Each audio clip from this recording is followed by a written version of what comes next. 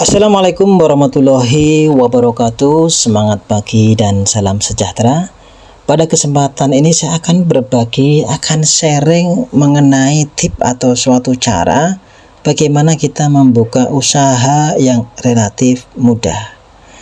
Jadi saya membuat video ini atas request atau masukan dari Dotjeli Channel ya, yang menghendaki untuk membahas mengenai bagaimana cara membuka usaha. Bagi saudara-saudaraku semuanya yang mungkin menghendaki suatu tema yang perlu kita bahas, silahkan komentar di video ini ataupun video-video saya yang lainnya. Insya Allah nanti akan saya buatkan video dan saya bahas semampu saya. Di sebelumnya saya juga mohon maaf jika mungkin di dalam pembahasan saya, di dalam sharing saya ada sesuatu hal yang kurang memuaskan atau mungkin yang kurang berkenan. Saya mohon maaf ya sebesar-besarnya. Karena apa? Semua yang saya sampaikan di sini adalah atas pengalaman saya pribadi.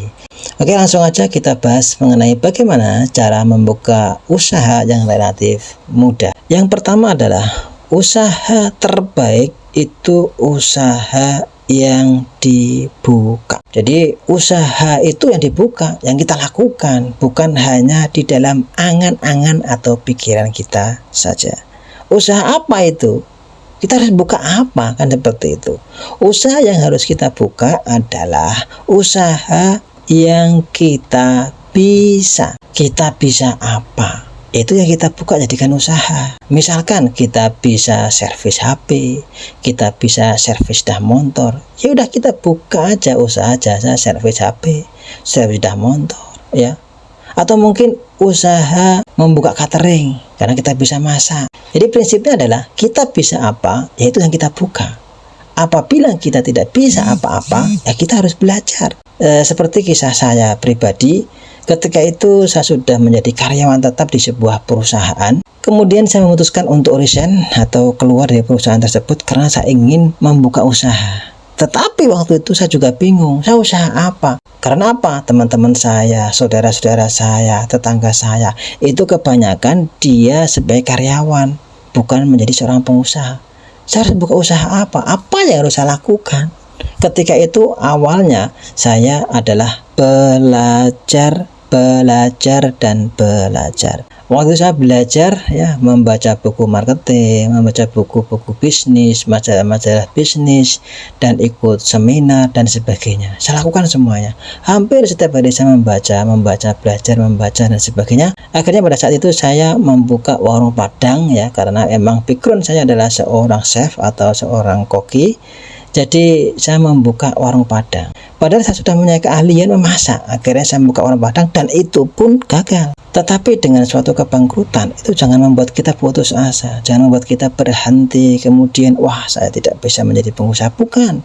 Tetapi dengan kebangkrutan tersebut maka kita harus mengevaluasi apa yang kurang, apa yang harus saya perbaiki, apa yang harus saya tingkatkan. Di situ semuanya. Kemudian saya akhirnya beralih bukan di bidang kuliner. Padahal saya bisa kuliner dan ternyata nggak bisa karena emang jiwa saya, keahlian saya di kuliner. Saya buka yang lainnya pun nggak bisa jalan gitu loh.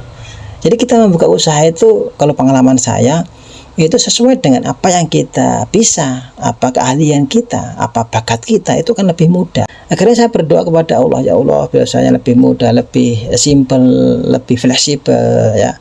Akhirnya saya membuka pelatihan memasak, pelatihan kuliner. Kenapa? Karena saya suka mengajar. Jadi saya itu suka mengajar. Saya suka mengajar. Itu mengajar apa? Karena saya bisa memasak, maka saya membuka usaha pelatihan kuliner. Sampai sekarang masih berjalan ya. Dan juga catering karena emang background saya masak gitu ya. Terus kemudian karena sekarang zamannya adalah zaman online ya, semua menggunakan online, internet. Akhirnya saya juga membuka yaitu channel YouTube. Karena saya bisa masak ya saya buka tentang masak.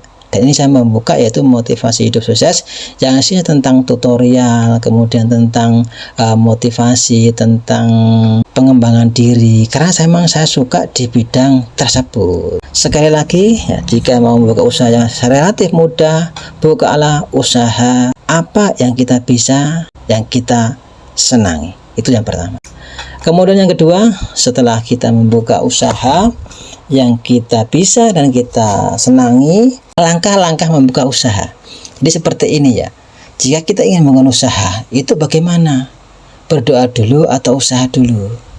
Jadi pengalaman saya pribadi, kita harus berdoa dulu. Ya, kita berdoa memohon kepada Allah. Ya Allah, bila usaha yang barokah, dunia wal akhirah, usaha yang lancar, usaha yang bisa bermanfaat bagi banyak orang.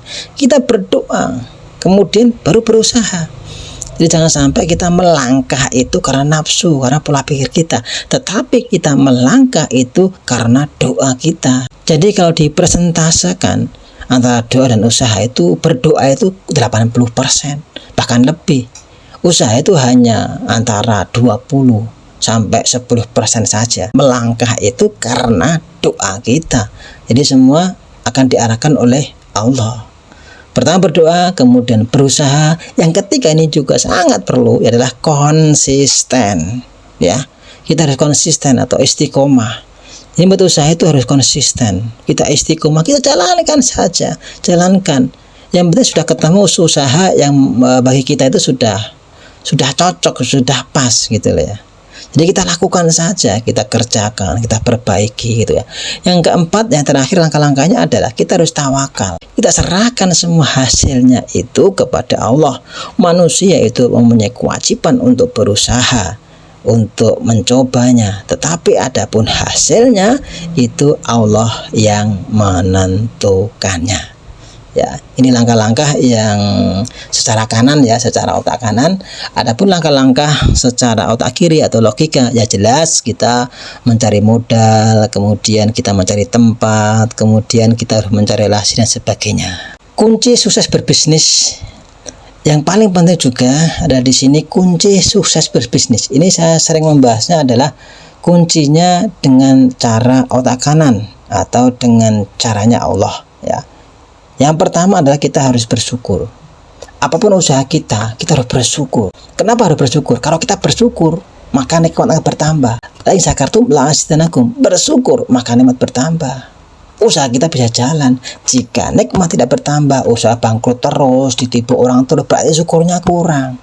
Kemudian yang kedua adalah berbagi atau bersedekah. Ya, di sini ada sedikit pengalaman saya pribadi ya, namanya berbagi. Jadi suatu ketika saya itu bingung untuk membuka suatu usaha. Usaha apa ya?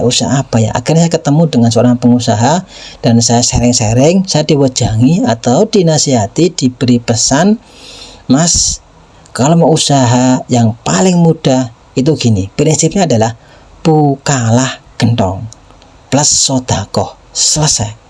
Jadi maksudnya buka gentong itu kita membuka usaha, apapun itu usahanya. Yang penting halal, yang penting tidak melanggar hukum. Plus berbagi atau bersedekah. Selesai Mas, sudah selesai itu. Gitu. Jadi saya dipesani seperti itu dan saya jalankan, iya benar. Nanti yang penting kita membuka usaha, kemudian kita tambah dengan berbagi, kita banyak bersedekah ya. Maka selesai sudah. Kenapa? Karena kita kerjasama dengan Allah. Relasi kita adalah Allah gitu loh, bukan orang. Jadi kita kerjasamanya dengan Allah itu pasti akan ditepati, tidak akan ada ingkar janji Allah itu gitu.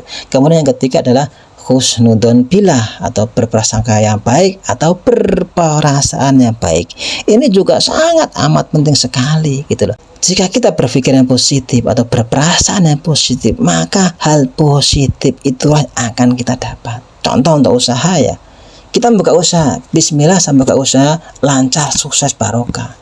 Misalkan buka servis HP, berangkat kerja, berangkat ke kantor atau ke counter HP, itu kita tanamkan dalam pikiran kita, usaha saya rame, usaha saya itu menghasilkan setiap bulan 100 juta.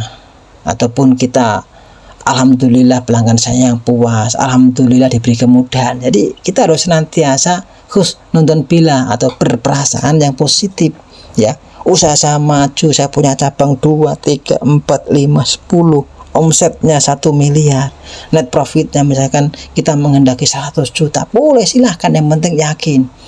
Ini sangat penting sekali, ini dasar sekali. mindset pola pikir atau kita berprasangka yang positif. Berprasangka positif sangat penting sekali. Kenapa? Karena di dalam hadis qudsi Allah berfirman, ana idzatani abdi, saya Allah berserta prasangka hambaku. Jadi Allah itu berserta prasangka kita. Jika kita berprasangka yang positif, berprasangka yang baik, maka hal baiklah itu akan terjadi. Karena apa? Karena ada Allah di sana. Innahu ala kulli syai'in qadir. Allah kuasa atas segala-galanya. Ini yang penting sekali Bapak Ibu semuanya. Jadi kunci sukses, saya sering menjelaskan tentang otak kanan atau dengan caranya Allah. Adapun dengan otak kiri, ya jelas kita membuat pembukuan yang baik, kita atur alur pengeluaran uang ini kemana dan sebagainya, modalnya berapa, kita harus menjual berapa, itu tentu harus juga gitu loh. Tapi yang paling pokok adalah mindset pola pikir tadi, bersyukur, berbagi, husnul bila atau berprasangka yang baik atau berperasaan yang baik, itu pun juga sangat berpengaruh besar. Kenapa? Di dalam penelitian otak kiri dan otak kanan yaitu emang harus saling bekerja, tetapi dari otak kanan dan otak kiri ini kemampuannya berbeda. Otak kiri itu kemampuannya hanya 12%, sedangkan otak kanan itu 88%. Maka di sini banyak orang yang gagal, banyak orang yang masih kesulitan untuk membuka usaha atau berbisnis karena emang otak kirinya masih kuat, otak kanannya belum aktif sama sekali. Kadang-kadang seperti itu, gitu loh. Maka di sini perlu diaktifkan namanya otak kanan, ya. Kemudian di sini ya saya berikan suatu moto atau suatu tip juga. Jadi moto saya itu yang pertama adalah jangan menunggu sempurna baru menjalankannya, tetapi jalankan sambil disempurnakan. Jadi bisnis itu jangan kita menunggu semuanya baik, semuanya sempurna baru kita jalankan, tapi jalankan saja sambil disempurnakan. Yang kedua, jangan menunggu modal baru berusaha, tetapi berusahalah untuk menghasilkan modal, ya. Jadi kita usaha itu jangan menunggu modal baru berusaha, tetapi kita berusaha untuk bisa menghasilkan modal. Contohnya bagaimana? Misalkan kita tidak punya modal, kita bisa menjadi marketingnya, di menjual jasa, itu hampir tidak membutuhkan modal dan resikonya kecil. Dari modal tersebut bisa kita kembangkan usaha yang lainnya. Kemudian yang ketiga, jangan bingung dengan mencari produk atau membuat produk apa, menjual produk apa, tetapi yang paling lebih penting adalah kumpulkan calon pembeli lebih terdahulu. Jadi gini, kadang-kadang kita bingung, kita jualan apa ya, usaha apa ya, membuat apa ya, itu nomor seberapa. Kalau kita ingin lebih mudah dalam usaha, kita kumpulkan dulu, kita cari dulu calon pembeli, baru kita mencari produk. Itu justru akan lebih mudah, ya. Misalkan gini, kita mau menjual sambal atau membuat suatu snack atau apa, kita bisa mengumpulkan calon pembeli dulu, ya. Misalnya kita membuat grup WA, kita kumpulkan mereka di grup WA. Caranya bagaimana? Kita sharekan bahwasanya di sini ada peluang usaha, ataupun kita bisa memberikan suatu materi mengenai usaha ataupun mengenai apa. Kemudian kita buat grup, lah di grup di situ kita nanti pelan-pelan bisa jualan. Jadi kita membuat suatu komunitas terlebih dahulu, bisa grup WA, grup Telegram, atau mungkin grup Facebook dan sebagainya. Jadi kita cari dulu atau kita kumpulkan dulu calon pembeli. Sudah terkumpul calon pembeli, produknya itu gampang. Kita mau jual apapun itu lebih mudah karena sudah ada calon pembelinya. Mau jualan misalkan sambal kemasan, mau jual alat kesehatan ataupun apapun itu jauh lebih mudah jika kita sudah mempunyai calon pembeli. Itu sangat penting juga. Oke, yang terakhir saya akan memberikan suatu contoh usaha yang lebih mudah.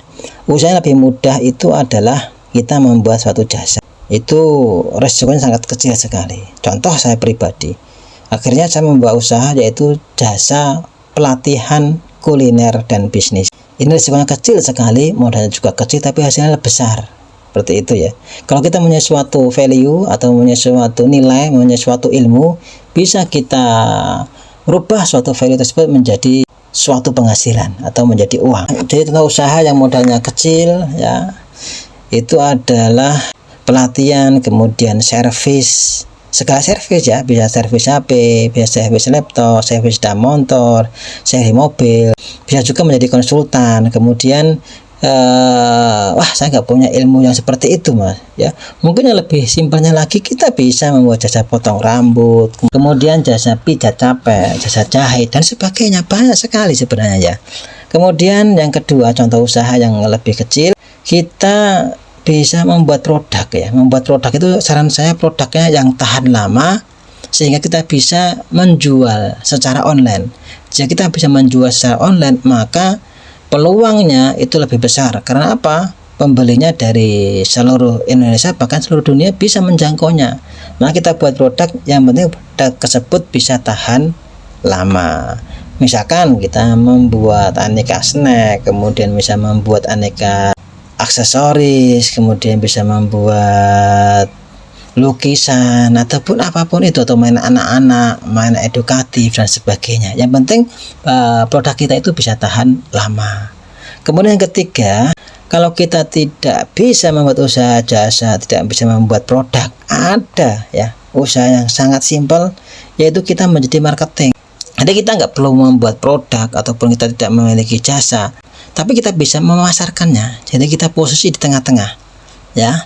Kita sebagai penghubung antara produsen, baik itu jasa atau produk, menghubungkan ke pembeli ya. Itu tanpa modal. Bahkan contoh saja, ada produsen baju atau mungkin hijab ya, kemudian kita membuat toko atau Shopee, jualan produk tersebut ya, kita tinggal kulaan, kita perjanjian tanpa modal juga bisa, kan banyak seperti itu. Jadi contoh-contoh usaha ya sudah saya jelaskan tadi, ada 3. Kita bisa jasa, kemudian membuat produk yang awet.